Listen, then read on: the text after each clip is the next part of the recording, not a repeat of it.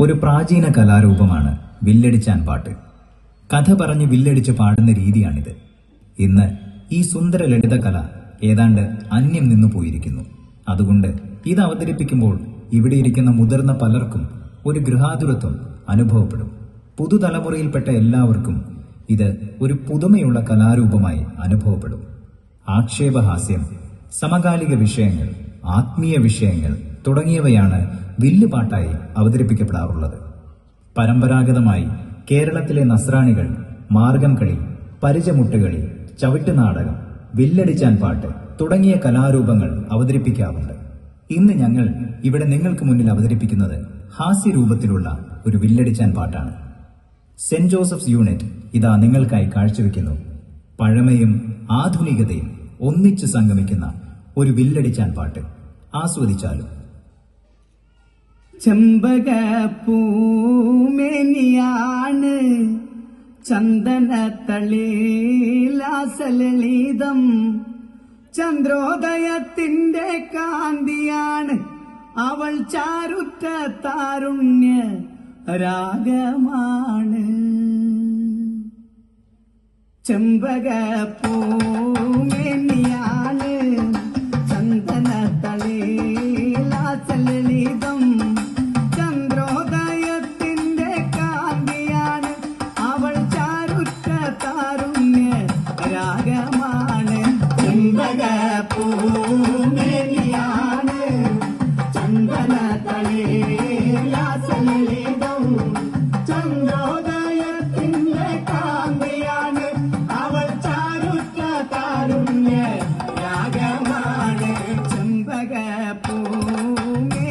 ചെമ്പകപ്പൂമേനിയാണ്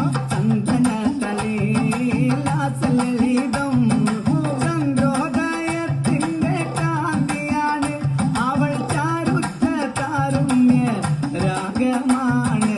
ചെമ്പകപ്പൂമേനിയാണ് ചന്ദനത്തളിലാസലളിതം, ചന്ദ്രോദയത്തിന്റെ കാന്തിയാണ് അവൾ, ചാരുറ്റ താരുണ്യ രാഗമാണ്. അന്നൊരു നാട് പാത്തുമോള് ഉമ്മയരികിൽ നിന്നു പൊന്തി, ഉമ്മായി നിൽക്കുന്നൊരാശയാണ് പൂപ്പുന്നാര പൂമാര കാഴ്ച കാണാൻ. ചെമ്പകപ്പൂമേനിയാണ് ചന്ദനത്തളിലാസലളിതം, ചന്ദ്രോദയത്തിന്റെ കാന്തിയാണ് അവൾ, ചാരുറ്റ താരുണ്യ രാഗമാണ്.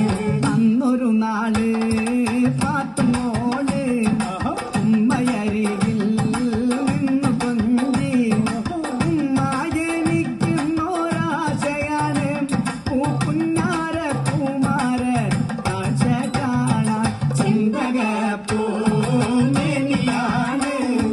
ചന്ദനത്തളിലാസലളിതം, ചന്ദ്രോദയത്തിന്റെ കാന്തിയാണ് അവൾ, ചാരുറ്റ താരുണ്യ രാഗമാണ്.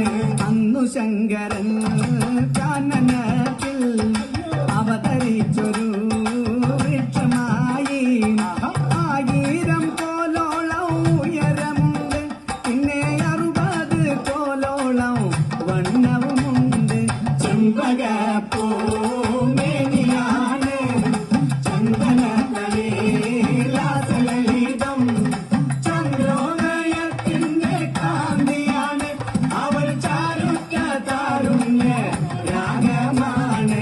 അന്നു ശങ്കരൻ കാനനത്തിൽ അവതരിച്ചൊരു വൃക്ഷമായി, 1000 കോലോളം ഉയരമുണ്ട്, പിന്നെ 60 കോലോളം വണ്ണവുമുണ്ട്. ചെമ്പകപ്പൂമേനിയാണ് ചന്ദനത്തളിലാസലളിതം, ചന്ദ്രോദയത്തിന്റെ കാന്തിയാണ് അവൾ, ചാരുറ്റ താരുണ്യ രാഗമാണ്. 10000